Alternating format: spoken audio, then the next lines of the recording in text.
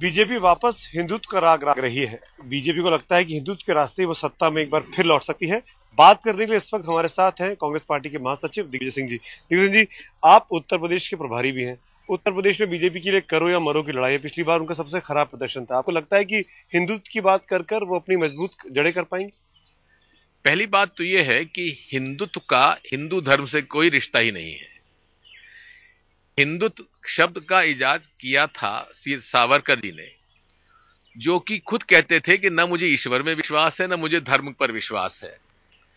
लेकिन वो चाहते थे कि इस देश में जो हिंदू लोग हैं वो उसी तरीके से, जिस तरीके से हिटलर ने और मुसोलिनी ने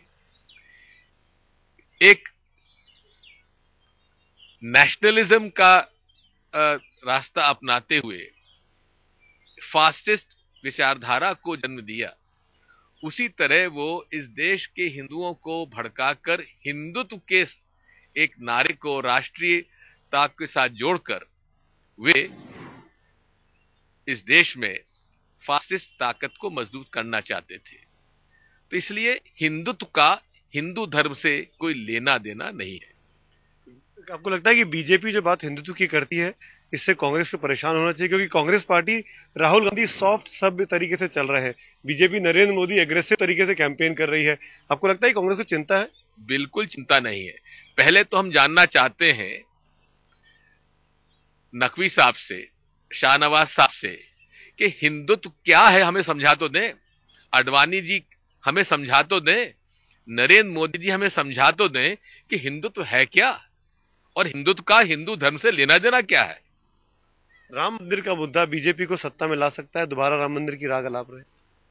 बात साफ है, इस देश की जनता को भारतीय जनता पार्टी, विश्व हिंदू परिषद और संघ ने राम मंदिर के नाम पर ठगा है।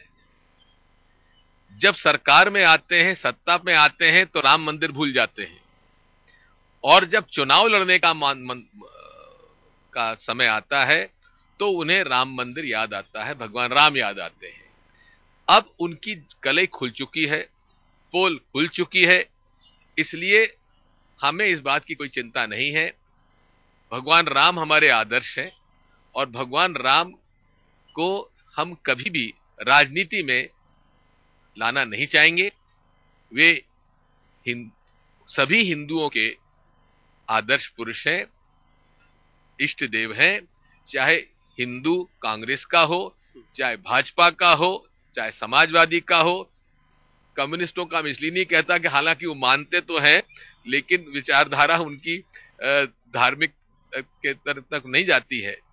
क्या यह भूल सकते हैं कि महात्मा गांधी ने भगवान राम को अपना इष्ट देव नहीं माना?